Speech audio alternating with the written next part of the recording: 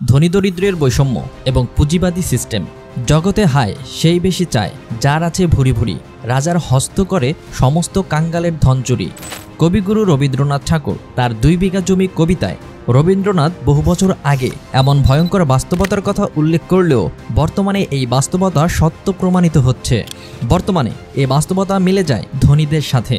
ধনীরা যত বেশি ধনী আরও বেশি ধনী হতে চায়। অন্যদিকে দরিদ্র মানুষগুলো দিনকে দিন দরিদ্র থেকে দরিদ্র হয়ে যায়, কারণ ধনীরা দরিদ্রের উপর অত্যাচার করে। ধনী দরিদ্রের ব্যবধান থাকবে, এটি খুবই স্বাভাবিক। কিন্তু ধনীরা অতিরিক্ত মাত্রায় ধনী হতে চাওয়া এবং দরিদ্রদের শোষণ করতে চাওয়ার কারণেই ধনী দরিদ্রের বৈষম্য দিনকে দিন বেড়েই চলেছে।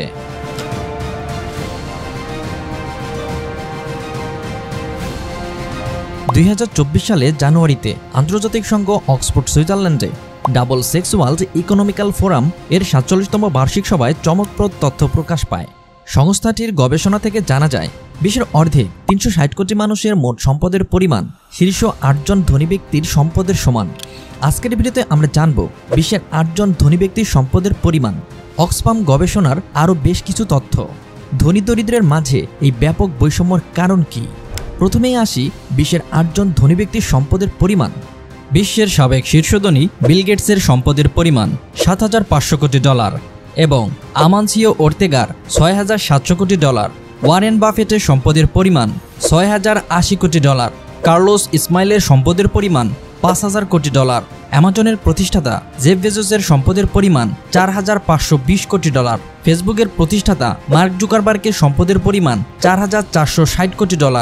ল্যারি এরিসনের মোট সম্পদের পরিমাণ $4,360 কোটি এবং রুপার্ট মার্ডকের সম্পদের পরিমাণ $4,000 কোটি।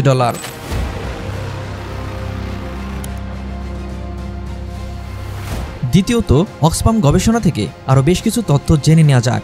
বর্তমানে অতি ধনী ও দরিদ্রতম ব্যক্তিদের মধ্যে ব্যবধান বেড়েছে। মোট 8 জন ধনী ব্যক্তির সম্পদের পরিমাণ $426.2 বিলিয়ন। 2016 সালের অক্সফামের প্রতিবেদন অনুযায়ী পৃথিবীর অর্ধেক পরিমাণ সম্পদ 62 জন অতি ধনীর হাতে ছিল। পরবর্তীতে তার সংশোধন করে 9 জনে নামিয়ে আনা হয়। আপনি জানলে অবাক হবেন, 1988 থেকে 2001 সালের মধ্যে দরিদ্র মানুষের আয় 10% বেড়েছে, যা মাথাপিছু $65 ঠিক একই সময়ে যারা অতিমাত্রায় ধনী বিশ্বের সম্পদ কুক্ষিগত করে রেখেছে, তাদের আয় বেড়েছে দরিদ্র মানুষের চাইতে 182 গুণ বেশি এবং এর পরিমাণ মাথাপিছু $11,800। এই প্রতিবেদন বিশ্লেষণের মাধ্যমে বোঝা যায় ধীরে ধীরে ধনী দরিদ্রের বৈষম্য বা দিনকে দিন বাড়তে চলেছে। এই বিশ্লেষণ থেকে বোঝা যায় দরিদ্রের আয় বৃদ্ধি পেলেও ধনীদের আয় তার চাইতে 182 গুণ হারে বৃদ্ধি পাচ্ছে। ধনী দরিদ্রের বৈষম্য থাকবে, এটি একটি চিরন্তন সত্য। কিন্তু এই বৈষম্য কেন দিনকে দিন বৃদ্ধি পাচ্ছে? বাংলাদেশের প্রেক্ষাপটে ধনী দরিদ্রের বৈষম্য বৃদ্ধির কারণ তাহলে কি? চলুন একটু বিশ্লেষণ করা যাক। নাম্বার 1, রাজনৈতিক প্রভাব। ধনীরা নিজেদের স্বার্থসিদ্ধির জন্য রাজনৈতিক প্রভাব খাটিয়ে বিভিন্ন ধরনের সুবিধা গ্রহণ করে। এতে করে ধনীরা খুব সহজেই অর্থ উপার্জন করতে পারে। নাম্বার 2, কর ফাঁকি। বাংলাদেশের কর ব্যবস্থা অনেক বেশি ত্রুটিযুক্ত। তা সত্ত্বেও ধনীরা কর ফাঁকি দেওয়ার জন্য সম্পদ লুকিয়ে অথবা সম্পদ দেশের বাইরে পাচার করে কর ফাঁকি দেওয়ার চেষ্টা করে। নাম্বার 3, ব্যাংকিং সুবিধা। বর্তমান সময়ে ব্যাংকগুলো ধনীদেরকে অনেক বেশি পরিমাণ সুযোগ সুবিধা প্রদান করে। Debit card, credit card, home loan, বিনিয়োগ লোন, কার লোন ইত্যাদি বিভিন্ন ধরনের সুযোগ সুবিধা প্রদান করা হয় ধনীদের জন্য, কিন্তু দরিদ্রদের দেয়া হয় অধিক সুদের লোন।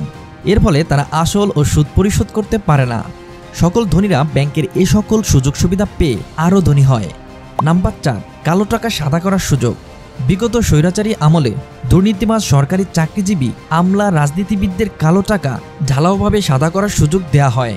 নাম্বার 5, নতুন বিনিয়োগ।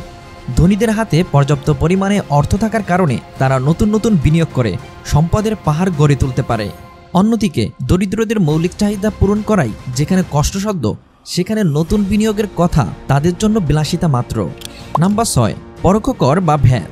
বাংলাদেশের কর ব্যবস্থা মূলত পরোক্ষ করের উপর নির্ভরশীল। 2023 থেকে 24 অর্থ বছরের মোট রাজস্ব আয় প্রায় 67 থেকে 68%। পরোক্ষ কর যার বেশিরভাগ আদায় হয়েছে মূল্য সংযোজন করের মাধ্যমে। যখন আপনি দোকান থেকে আপনার নিত্য প্রয়োজনীয় যে সকল সামগ্রী ক্রয় করবেন, তখন সেই পণ্যের দাম যাই হোক না কেন, সে পণ্যের ভেতরেই লুকিয়ে থাকে ভ্যাট বা মূল্য সংযোজন কর। যেহেতু এই পণ্যের মূল্যের মধ্যেই ভ্যাট লুকিয়ে থাকে, তাই ধনীদের জন্য যে পরিমাণ ভ্যাট থাকে দরিদ্রের জন্য ঠিক সমপরিমাণই ভ্যাট থাকে। যেহেতু ধনীদের হাতে প্রচুর পরিমাণ অর্থ কুক্ষিগত থাকে, তাই ধনীদের পক্ষে এই ভ্যাট প্রদান করা কোনো বিষয় নয়। অন্যদিকে দরিদ্রদের নিত্য প্রয়োজনীয় পণ্য সামগ্রী ক্রয় করা বাধ্যতামূলক। এর ফলে তারা ভ্যাট প্রদান করতে গিয়ে আরও বেশি দরিদ্রের শিকার হচ্ছে।